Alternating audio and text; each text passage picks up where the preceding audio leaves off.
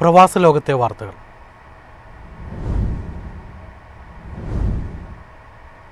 ആരോഗ്യ മേഖലകളിൽ നടപടികൾ കടുപ്പിച്ച് കുവൈറ്റ്. സലൂണുകൾക്കും ഫിറ്റ്നസ് സെന്ററുകൾക്കും കടിഞ്ഞാൺ വീഴും.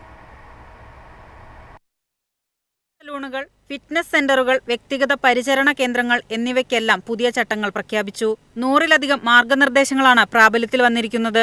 വ്യവസ്ഥകൾ ലംഘിച്ചാൽ കുവൈറ്റ് ഭരണകൂടം കനത്ത നടപടികൾ സ്വീകരിക്കുമെന്നാണ് റിപ്പോർട്ട്. പൊതുജനാരോഗ്യം സംരക്ഷിക്കാനും പകർച്ചവ്യാധികളുടെ വ്യാപനം തടയാനും ലക്ഷ്യമിട്ട് 130 മാർഗനിർദ്ദേശങ്ങളും ചട്ടങ്ങളുമാണ് ആരോഗ്യ മന്ത്രാലയവും വാണിജ്യ വ്യവസായ മന്ത്രാലയവും ചേർന്ന് പ്രഖ്യാപിച്ചിരിക്കുന്നത്. സേവന നിലവാരം ഉയർത്തൽ, സുരക്ഷിത അന്തരീക്ഷം സൃഷ്ടിക്കൽ, പൊതുജനാരോഗ്യ സംരക്ഷണം ശക്തിപ്പെടുത്തൽ എന്നിവയാണ് പ്രധാന ലക്ഷ്യം. ഈ വർഷം മെയ് വരെയുള്ള കണക്ക് പ്രകാരം രാജ്യത്തുടനീളമായി 551 ഫിറ്റ്നസ് സെന്ററുകളും 1200 ബ്യൂട്ടി സലൂണുകളുമാണുള്ളത്. കുട്ടികൾ, പുരുഷന്മാർ, സ്ത്രീകൾ എന്നിവരുടെയെല്ലാം ആരോഗ്യ സുരക്ഷ ഉറപ്പാക്കിക്കൊണ്ടാണ് പുതിയ നിർദ്ദേശങ്ങൾ. News desk, MyFin TV. ഊർജ്ജ മേഖലയുമായി ബന്ധപ്പെട്ട ബഹ്റൈൻ ആഗോള സമ്മേളനം നടത്തുന്നു. Middle East Oil, Gas, Geosciences Conference എന്നാണ് സമ്മേളനത്തിൻ്റെ പേര്. സെപ്റ്റംബർ 16 മുതൽ 18 വരെയാണ് സമ്മേളനം.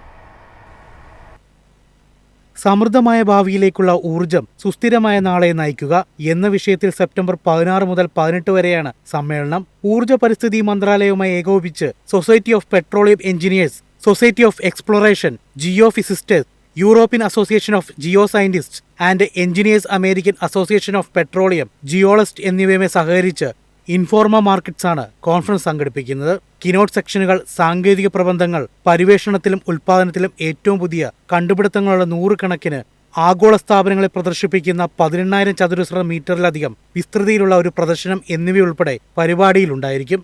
എണ്ണ, വാതക വ്യവസായ, ഗതാഗത ട്രക്കുകൾക്കും പരിഹാരങ്ങൾക്കുമുള്ള പ്രദർശനം എണ്ണ, വാതക വിദഗ്ധരുടെ അടുത്ത തലമുറയെ പ്രചോദിപ്പിക്കുന്നതിനായി രൂപകൽപ്പന ചെയ്ത യുവ പ്രൊഫഷണലുകൾക്കും വിദ്യാർത്ഥികൾക്കുമായി ഒരു പ്രോഗ്രാം എന്നിവ ഇതിൽ ഉൾപ്പെടും. News desk, MyFin TV. ഒമാനു വേണ്ടി കേരളത്തിൽ നിന്നും മത്സ്യബന്ധനത്തിനുള്ള വലിയ ബോട്ടുകൾ നിർമ്മിക്കുന്നു. ഒമാന്റെ ആവശ്യപ്രകാരം 100 ബോട്ടുകളായിരിക്കും ആദ്യഘട്ടത്തിൽ നിർമ്മിക്കുക. Indo Gulf and Middle East chamber of കൊമേഴ്സിന്റെ നേതൃത്വത്തിൽ ഒമാൻ ഫിഷറീസ് മന്ത്രാലയമാണ് പദ്ധതി കൊണ്ടുവന്നത്. അരൂരിലെ സമുദ്ര ഷിപ്പ്യാർഡ് എന്ന കമ്പനിയാണ് ബോട്ടുകൾ നിർമ്മിച്ചു നൽകുന്നത്. കേരളത്തിലെ മറ്റു ചില കമ്പനികളും പദ്ധതിയുമായി സഹകരിക്കാൻ തയ്യാറായി വരുന്നുണ്ട്. മത്സ്യസമ്പത്തുള്ള രാജ്യമാണെങ്കിലും മത്സ്യബന്ധനത്തിൽ ഒമാൻ പുറകിലാണ്. 3200 കിലോമീറ്ററോളം വരുന്ന തീരദേശമുണ്ടെങ്കിലും ആവശ്യത്തിന് തുറമുഖങ്ങളോ മത്സ്യബന്ധന സാമഗ്രികളോ ഇല്ലെന്നാണ് പഠനങ്ങളിൽ കണ്ടെത്തിയത്. ഈ അവബോധത്തിലാണ് ഒമാൻ മത്സ്യരംഗത്ത് ഏറെ മികവുള്ള കേരളത്തിന്റെ സഹായം തേടാൻ ശ്രമിച്ചത്. ഒമാനിൽ ഇപ്പോൾ ഉപയോഗിക്കുന്ന ബോട്ടുകളിൽ പലതും ഒരു ദിവസത്തെ മത്സ്യബന്ധനത്തിന് പറ്റിയതാണ്. 3 ദിവസം വരെ കടലിൽ തങ്ങാനും മത്സ്യബന്ധനം നടത്താനും ശേഷിയുള്ള ബോട്ടുകളാണ് കേരളം നിർമ്മിച്ചു നൽകുന്നത്. 10 മുതൽ 15 മീറ്റർ വരെ നീളവും 6 ടണ്ണിലേറെ സംഭരണശേഷിയും ഉണ്ടാകും. 15ലേറെ തൊഴിലാളികൾക്ക് പോകാനാകും. വലിയ തോതിലുള്ള മീൻപിടുത്തവും സാധ്യമാകും. മലയാളികൾ ഉൾപ്പെടെയുള്ളവർക്ക് തൊഴിൽ സാധ്യതകളും വർദ്ധിപ്പിക്കുന്നതാണ് ഒമാനിലേക്കുള്ള കേരളത്തിന്റെ ബോട്ട് നിർമ്മാണം. News desk, MyFin TV.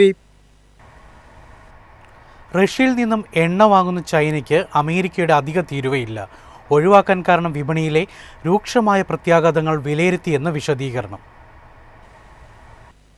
ചൈനയ്ക്ക് മേൽ ഏർപ്പെടുത്തുന്ന അധിക തീരുവ ആഗോള വിപണിയിൽ എണ്ണ വില വർധനയ്ക്ക് ഇടയാക്കുമെന്നാണ് US സ്റ്റേറ്റ് സെക്രട്ടറി മാർക്കോ റൂബിയോയുടെ വിശദീകരണം. ചൈനയുടെ മേൽ ഏർപ്പെടുത്തുന്ന ഉപരോധങ്ങൾ ആഗോള എണ്ണ വിപണിയിൽ രൂക്ഷമായ പ്രത്യാഘാതങ്ങൾക്കിടയാക്കുമെന്നാണ് റൂബിയോ പറയുന്നത്.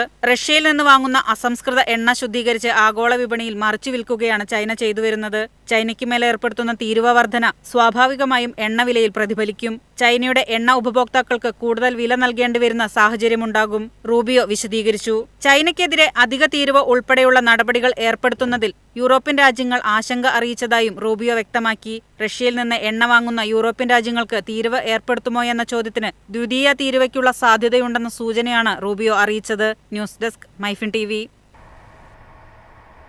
ഒമാനിൽ കോൺസുലർ വിസ സേവനങ്ങൾ ഇനി വേഗത്തിൽ പൂർത്തിയാക്കാം.